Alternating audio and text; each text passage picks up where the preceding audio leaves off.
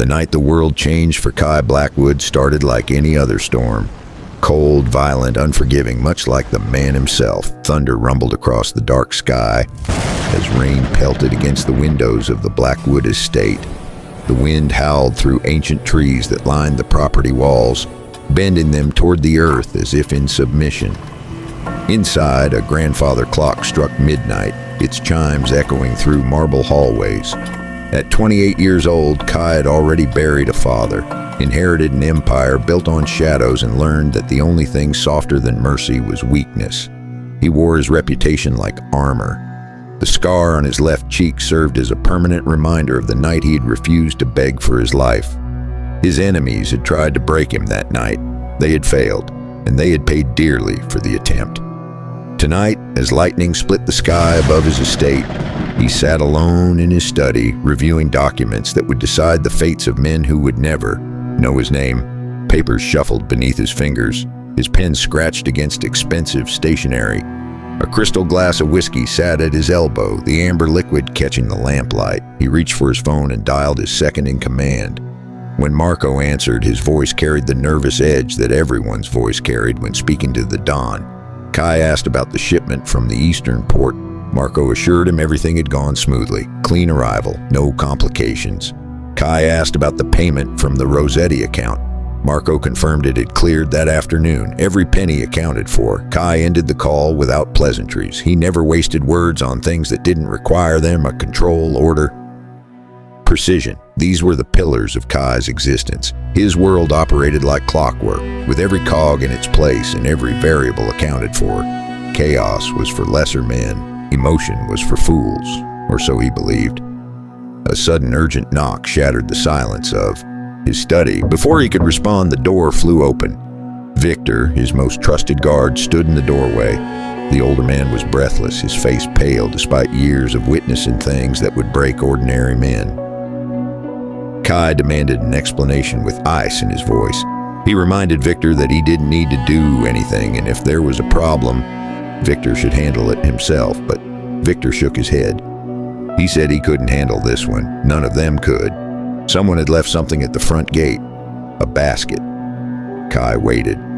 A basket, Victor repeated, with a baby in it. The silence that followed was deafening. Even the storm seemed to pause, as if the universe itself was holding its breath. Kai asked Victor to repeat himself.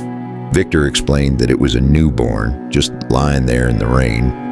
Mrs. Chen, the elderly housekeeper, had brought the child inside. They hadn't known what else to do. Kai's voice dropped to a dangerous register. He demanded to know why they had brought a stranger's child into his home. Victor's response was desperate. The baby was drowning out there. What were they supposed to do?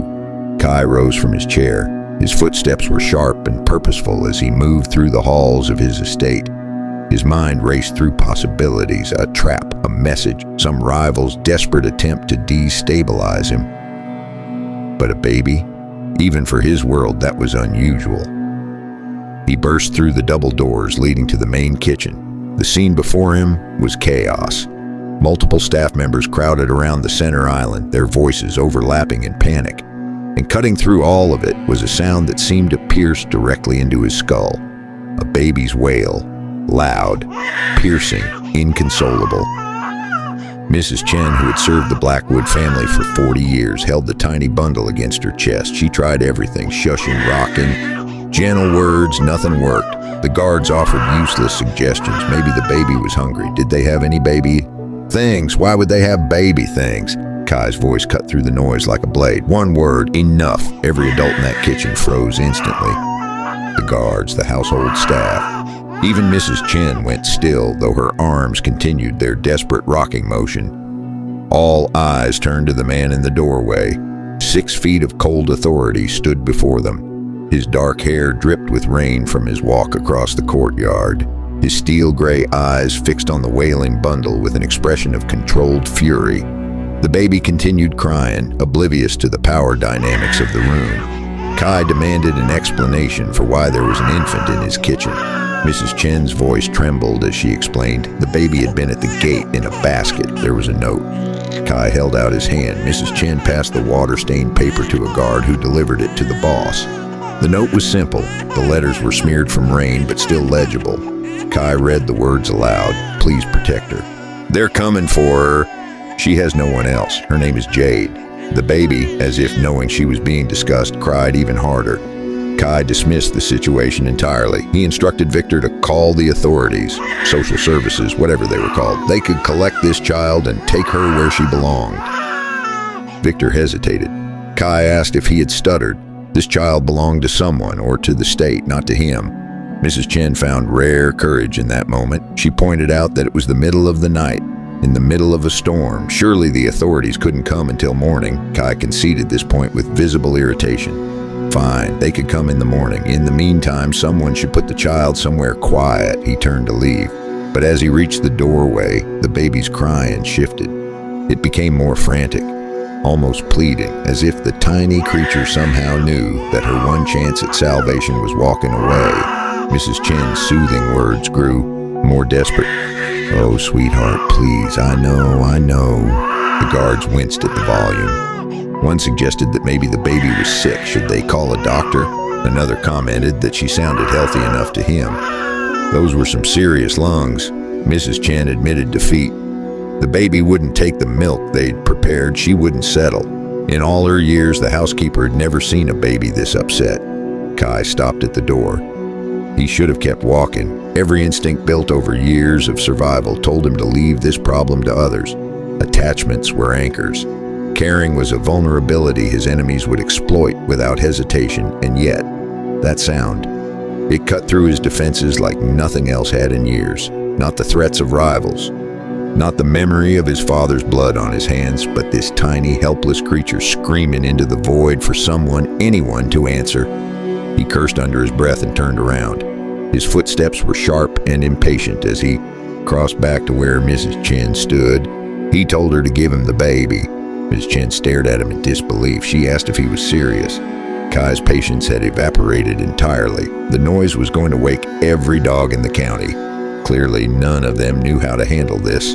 He repeated his demand. Give her to him. The transfer happened quickly. Mrs. Chen placed the tiny bundle into hands that had never held anything so fragile. Hands that had signed death warrants. Hands that had built an empire from nothing. The crying continued for 2 seconds, then 3. Then silence, complete sudden silence. The kitchen went still. Every person present stared at the scene before them with expressions of pure disbelief. In Kai's arms, the tiny bundle had stopped crying, not gradually, instantly. As if someone had flipped a switch, her small body, which had been rigid with distress, went soft against his chest. Her tiny fingers found the fabric of his shirt and curled into it, gripping with surprising strength for something so small. Mrs. Chen whispered that she didn't believe it. Victor asked how he had done that. Kai had no answer.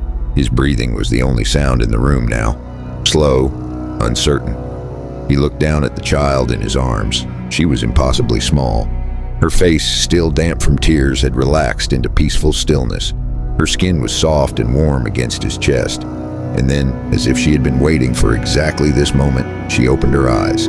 Kai's breath caught in his throat. Emerald, not just green, but emerald, deep, vivid, like sunlight through ancient forest leaves.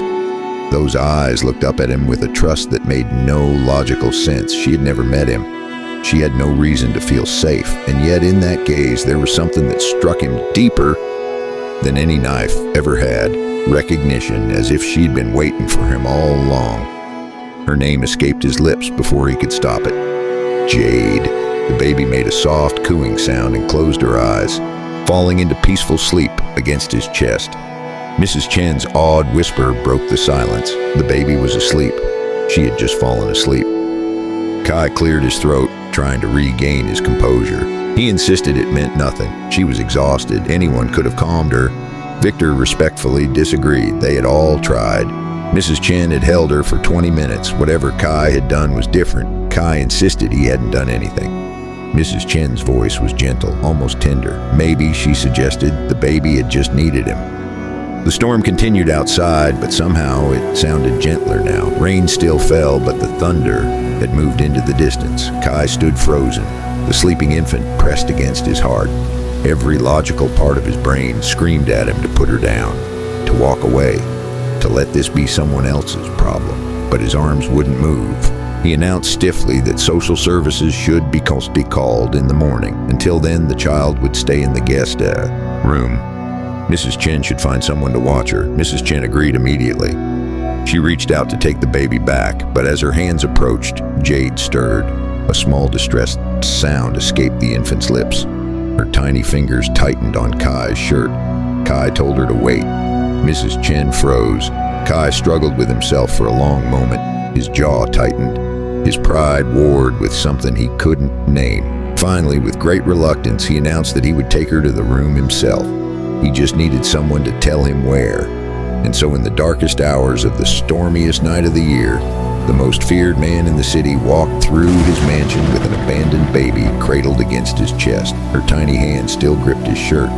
Neither of them let go. Morning came soft and golden, the storm having exhausted itself sometime before dawn. Birds sang in the gardens of the Blackwood estate. Warm sunlight streamed through windows that had been battered by rain just hours before. Kai hadn't slept, not because of the storm or his work or the dozen other reasons that usually kept him staring at the ceiling until dawn. No, he hadn't slept because every time he had tried to put the baby down, she had started crying. And every time she cried, something in his chest cracked. A soft knock came at the guest room door. Kai called for the visitor to enter, his voice rough with exhaustion. Mrs. Chen stepped inside, her arms full of supplies. The staff had managed to gather formula, diapers, and a few blankets during the night. And there was someone here from an agency, she explained. A nanny service had sent someone for an emergency placement. Kai told her to send them in. Finally, someone who could handle this. The woman who entered walked with confident but warm steps. She introduced herself as Lena Reyes, explaining that the agency had called her in for an emergency placement. She understood there was a newborn situation. Kai's response was flat: situation. That was one word for it. He shifted in his chair, trying to adjust the sleeping baby without waking her. Lena took in the scene before her with practiced composure. The man sitting in the ornate bedroom chair didn't match any expectation. She'd heard the rumors about Kai Blackwood. Everyone in the city had cold, ruthless, untouchable. But the man before her was still wearing yesterday's clothes. His hair was disheveled. Dark circles ringed his eyes, and a tiny baby nestled against his shoulder as if she belonged there. Lena asked if she might see the little one. Kai stood carefully and practically thrust the infant toward her. "Please," he said, "take her." Lena accepted the baby with practiced hands. Almost immediately, Jade began to fuss. Lena tried to soothe her. "Shh, sweetheart, it's all right. You're safe. Let me see those beautiful." But the baby's fussing escalated rapidly into full crying. Lena tried everything. Humming, bouncing, shushing, various holds she'd learned over 15 years of childcare. Nothing worked. Kai watched from across the room, his jaw tight. The sound was physically painful, not just loud, wrong. Like something fundamental was out of place in the universe. Lena noted, with slight embarrassment, that the baby seemed very attached already. That was unusual for an infant this young. Had she been with him all night? Yes, Kai confirmed, and she had been calm the whole time, as long as he held her. The crying reached a crescendo. Kai sighed heavily and told Lena to give her back. Lena tried to explain that the baby needed to learn that other people could care for her, but Kai cut her off sharply. He repeated his command. The baby was transferred. The crying stopped like magic. Lena stared. In 15 years of childcare, she had never seen anything like this. The infant had gone from inconsolable to content in the span of a heartbeat, simply because one particular set of arms was holding her. She admitted that this was remarkable. Kai called it inconvenient. He had meetings, calls, a business to run. He could not carry a baby everywhere he went. Lena chose her words carefully. She wasn't sure he had a choice. Kai insisted there was always a choice. The baby made a small content sound, snuggling closer against his chest. Lena's voice carried a hint of gentle amusement. It seemed the baby had already made hers. By noon, every person on Kai Blackwood's staff had heard some version of the story. The boss, their ice-cold, stone-faced boss, was walking through the estate with a baby strapped to his chest. At first, they thought it was a joke. Then they saw him. The heavy office doors opened. Marco and two guards stood frozen in the doorway, their faces cycling through shock, disbelief, and barely suppressed amusement. One guard whispered that he couldn't believe what he was seeing. Another started to say something, but Victor cut him off with a warning. Whatever he was about to say, he should keep it to himself. Kai Sandal strode into his office with the confidence of a man who ruled his world with an iron fist. This confidence was entirely undermined by the pastel blue baby carrier strapped across his suit jacket. Jade slept peacefully against his chest, one small hand visible. Her tiny fingers curled into a fist. He dared anyone to comment with nothing more than a look. He asked if the accountant was here. Marco fought to keep a straight face as he confirmed that yes, the accountant was waiting in the conference room. Kai announced that his afternoon calls should be canceled and someone should bring him a bottle, warmed, not hot. And those things, what were they called? Wipes. Marco's voice strangled slightly as he repeated the word. Wipes, yes sir. Kai walked past them. The office was dead silent. After he was gone, one guard whispered to ask if that had really just happened. Victor's response was firm. They had seen nothing. Was that understood? The conference room was full of nervous executives and financial advisors. Papers shuffled. Pens hovered over notepads. Everyone tried very hard not to stare at the baby carrier strapped to their terrifying host's chest. The accountant began his presentation with obvious nervousness. The quarterly projections showed a 12% increase in revenue streams from the northern operations. The baby started fussing. The accountant's voice trailed off. Kai told him to continue. The accountant tried, but his voice was distracted. A 12% increase in revenue streams from the northern operations. The fussing got louder. Without breaking eye contact with the accountant, Kai reached into the bag beside his chair and retrieved a bottle. He checked the temperature against his wrist, a motion so natural that one might forget he had never held an infant before 12 hours ago.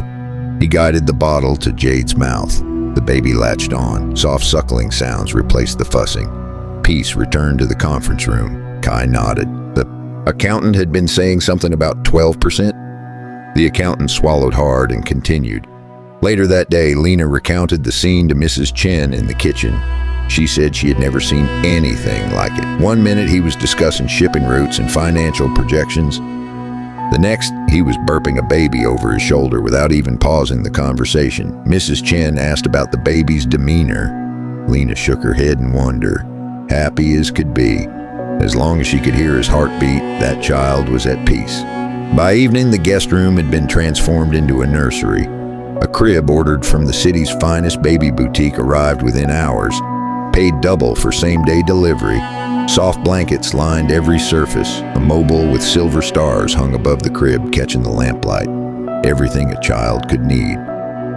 Everything except a father, or so Kai kept telling himself. Lena guided him through the basics with patient professionalism. She told him to support the baby's head while he learned to change a diaper. That's right, just like that. And the diaper goes. Kai's frustration was evident. He knew where it went. He had seen the diagrams.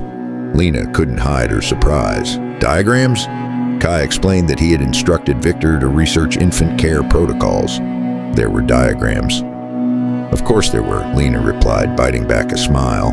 The diaper tabs refused to cooperate. One came undone, then another. Kai exhaled in frustration and declared that the design was deliberately complex. Lena pointed out that it was just a diaper. Kai insisted it had too many flaps. Lena bit the inside of her cheek to keep from laughing. She'd seen powerful men brought to their knees before, usually by board meetings or divorce attorneys. But watching this particular man struggle with baby powder and adhesive tabs was something she would remember for the rest of her life. Finally, the diaper was fastened.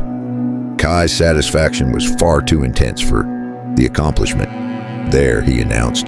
Lena checked his work and noted that it was impressive, only slightly crooked. Crooked? Kai demanded.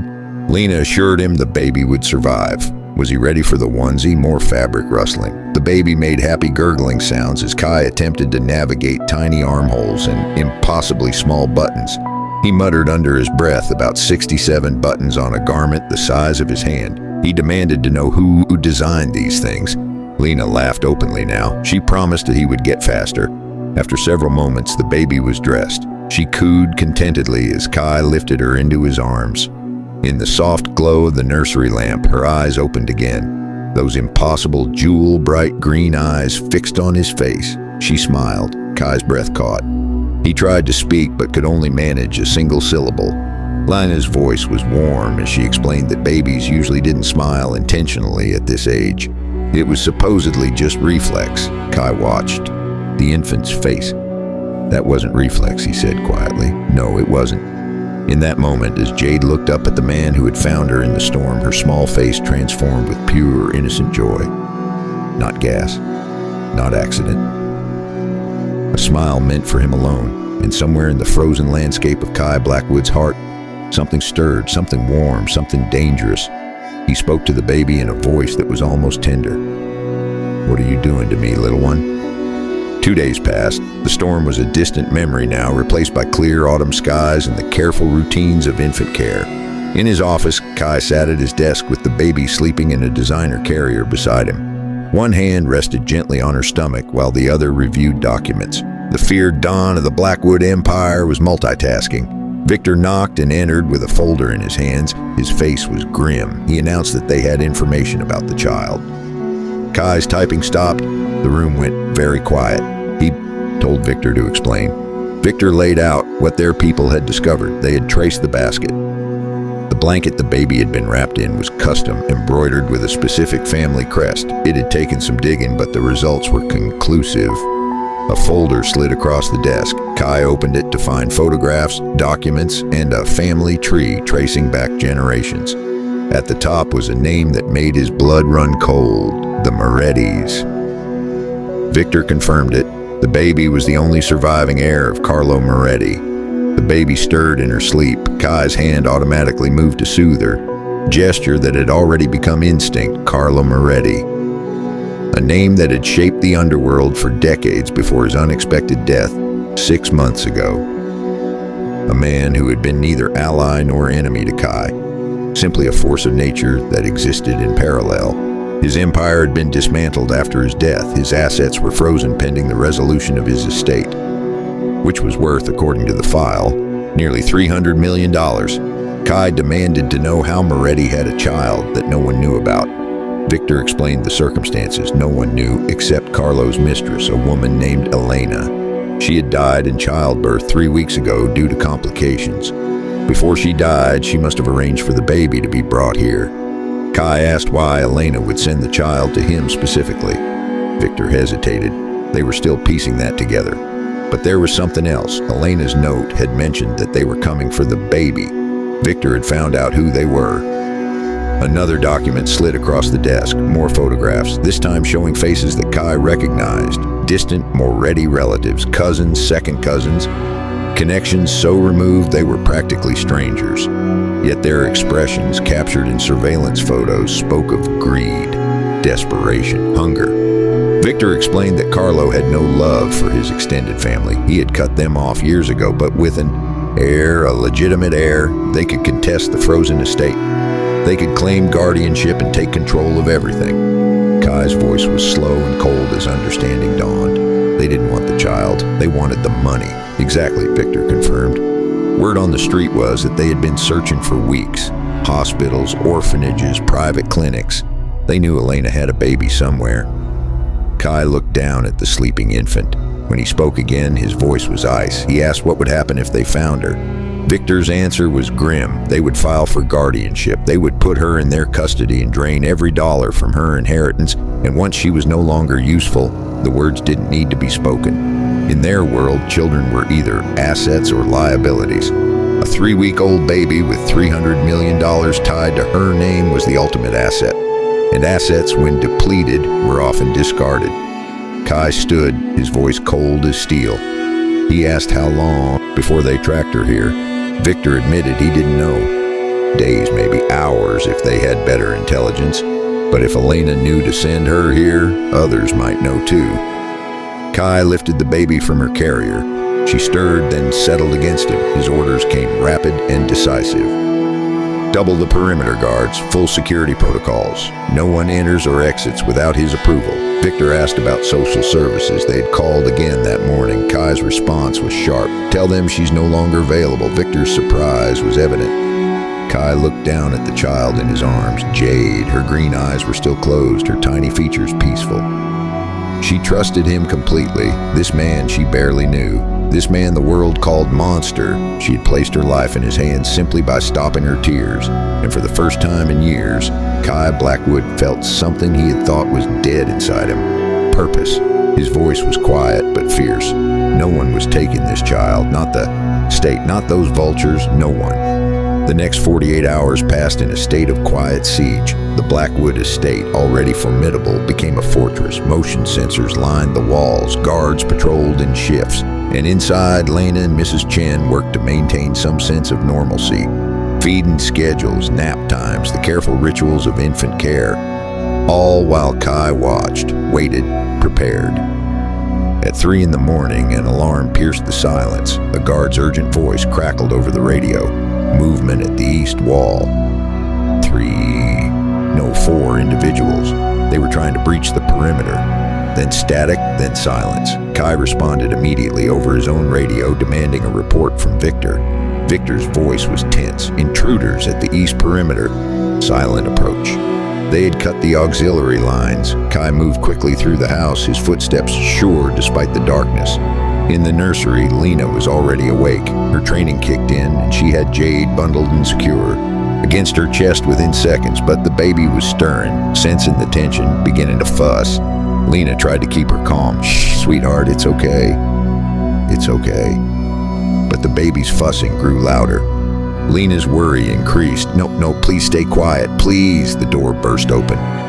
Lena gasped, but it was Kai. He crossed the room quickly and took the baby. Instant calm descended over Jade. Lena asked, breathless, what was happening. Kai's answer was brief. They had been found. She needed to stay close. They were moving to the safe room. They moved through darkened hallways. Guards' footsteps echoed around them. Low, urgent voices communicated in tactical shorthand. Victor's voice came through Kai's earpiece. The East team had been contained. 4 men. They had been carrying tranquilizers and restraints. This wasn't a hit, it was a grab. Kai's response was cold. They had come for the baby.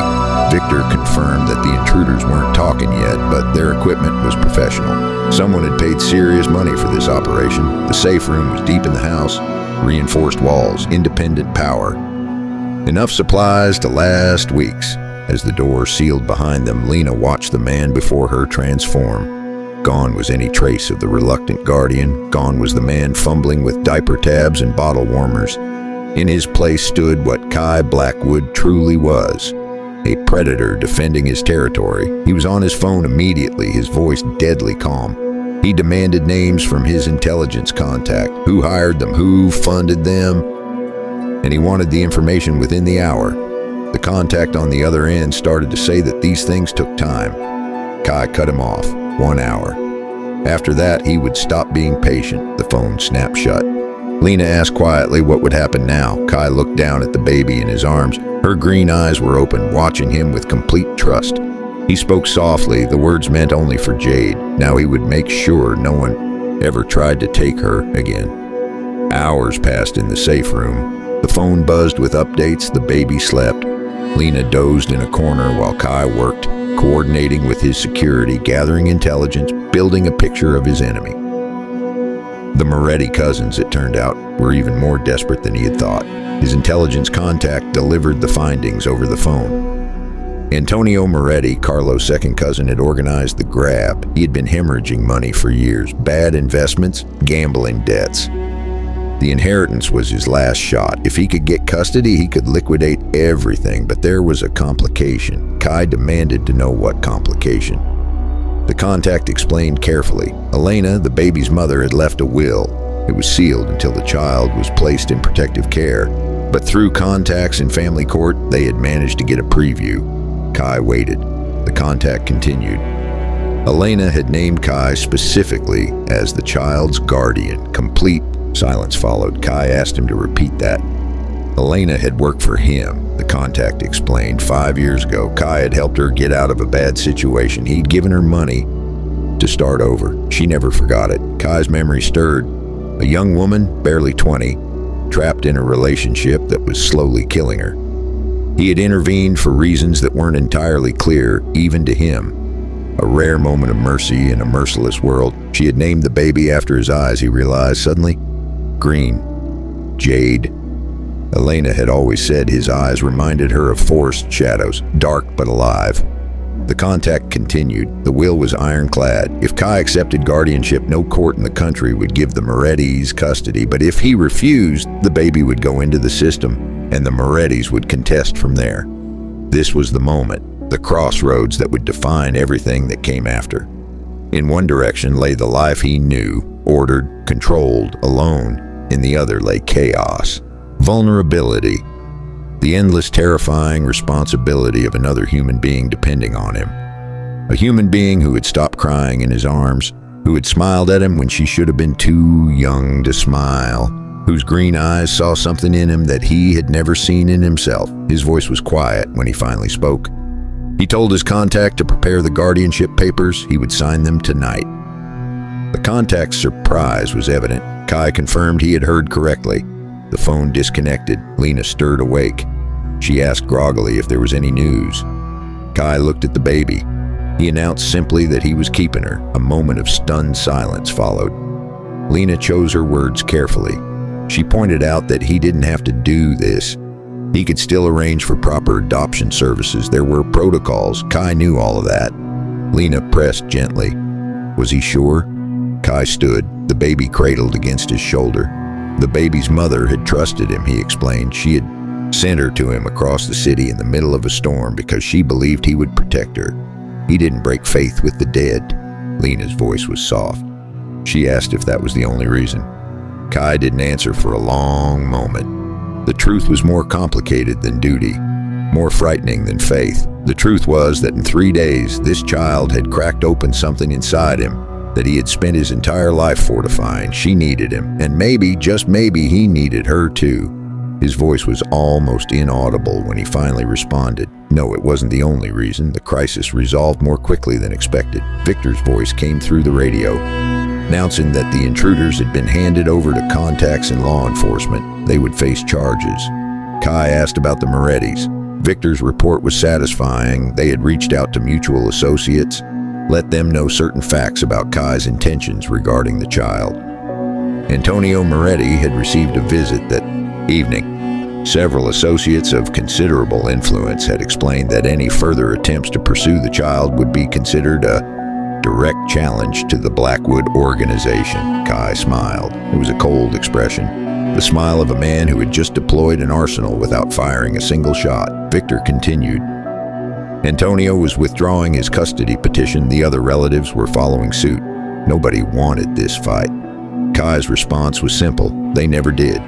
They just thought the child was defenseless. He looked down at Jade, awake now, those green eyes watching him. He spoke to her directly, his voice carrying an edge of fierce tenderness. They hadn't known she had him. Morning came soft and golden, as if apologizing for the darkness that preceded it. The Blackwood estate slowly exhaled. Guards stood down. Staff returned to routines. The machinery of power resumed its familiar rhythms. But something had fundamentally changed. Lena walked alongside Kai through the house, the baby content in his arms. She asked what would happen next. Kai outlined the immediate future: legal proceedings, formal adoption, a very expensive conversation with his attorneys about child-proofing the entire estate. Lena smiled and asked what came after that. They reached the nursery. Morning sun streamed through the windows, casting everything in warm gold light. Kai admitted as he set the baby in her crib that after that, he had absolutely no idea. Lena noted that his honesty was refreshing. Kai's confession continued. He didn't know anything about raising children. He didn't know the proper way to hold her or what developmental milestones meant or any of it. Lena pointed out that he had held her perfectly every time. The baby knew when she was safe. The baby gurgled happily as if agreeing. Lena asked if she could tell him something. Kai gave permission. Lena spoke from 15 years of experience. She had worked with hundreds of families, parents who read every book, who took every class, who prepared for years to have children, and most of them struggled. They doubted themselves constantly. They worried about everything. Kai asked what her point was. Lena's voice was gentle. That was normal. That was parenting. He was going to make mistakes. He was going to feel lost. But the fact that he was scared, that he cared enough to be scared, that was the only qualification he needed. The baby reached up from her crib, small fingers waving. Lena's final words carried weight. Jade had chosen him. Now he just had to choose her back. Kai reached into the crib. The baby grabbed his finger with both hands, holding on with surprising strength. His voice was quiet. He already had. 3 months passed. Summer softened into autumn, and the Blackwood estate transformed in ways no one could have predicted. There were toys in the corner of Kai's office now, a blanket embroidered with stars draped over his leather couch, and on his desk, next to files that decided the fates of fortunes and empires, sat a silver-framed photograph of a baby with emerald eyes. The staff had adjusted to the new normal, though they never quite got over their initial shock. Mrs. Chen recounted a recent board meeting to Victor in the kitchen. There he was, she said, the most powerful man in the room, with spit up on his shoulder. He didn't even notice until afterwards. Victor chuckled and asked if anyone had said anything. Mrs. Chen's response was immediate. Was he mad? No one breathed wrong around that baby. The boss would end them. Evening settled over the nursery. Soft lullaby music played from a mobile above the crib. Jade, now 3 months old, had just fallen asleep after her evening bottle. Lena had stayed. What had begun as an emergency assignment had become something more. A permanent position, a found family, a front row seat to the most unlikely transformation she had ever witnessed. The cold Mafia boss had become a father, slowly, imperfectly, beautifully. Kai's footsteps approached, quiet so as not to wake the baby. Lena whispered that Jade had just gone down, smooth as ever. Kai whispered back that the doctor had called. All clear on her checkups. She was in perfect health. Lena noted that of course she was. She had the best care in the city. Kai corrected her. She had the most expensive care. There was a difference. Lena smiled. She had him. That was what mattered. They stood together, looking at the crib.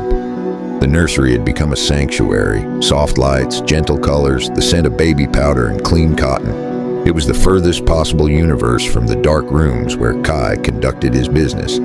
Yet somehow the same hands that once signed orders that moved millions now held bottles and changed diapers with practiced ease. Lena noted that the adoption had been finalized that day. Kai confirmed it that afternoon. The judge hadn't asked many questions. Having an army of lawyers and a certain reputation tended to expedite these things.